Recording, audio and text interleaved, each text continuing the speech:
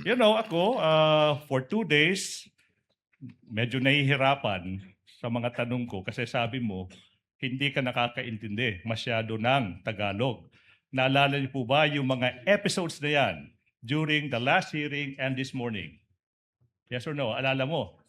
Ano yun, sir? Yung mga hindi mo maintindihan, yung mga tanong ko na tinatagalog ko, di ba naalala mo, nasabi mo, hindi ko maintindihan. That's why we had to go through the trouble of trying to interpret, translate into Bisaya, Tagalog, and English. Alala po ba yung mga pangyayari yan sa loob ng courtroom, di po ba?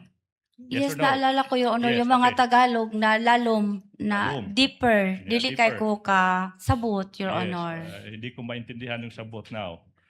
But when it was the defense asking you, rapid,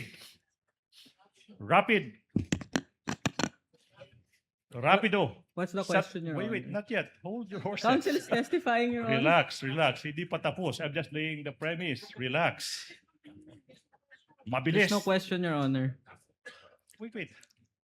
Mabilis, Tagalog, all of a sudden, nasasagot mo, walang translation, nasasagot mo ng diretso. Your Honor, Explain. nangutan naman ko, nag-ask ko sa iya, Your Honor, kay dili ko, ang question niya, na yung mga question niya, Your Honor, nga nagpa-repeat ko, kay dili kayo ko kasabot, dili kayo ko ka-understand, Your Honor. Alright. Nagmutan ako sa kay attorney, nagpa-repeat ko po ng question sa kay attorney kung ano po yon, kay hindi ko talaga na maintindihan or Yes, makuha ang iyang pangutana, Your Your Honor, I will Honor. not belabor the point. The records are crystal clear. Move I to will strike. move on.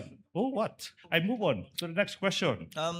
Move to strike, Your Honor. It's counsel is testifying. I mean, Your Honor, that's a motion- manifestation and what Motion we- denied. Motion denied, counsel. I mean, Yeah. You should do your own Let it counter stay the manifestation, record. you may.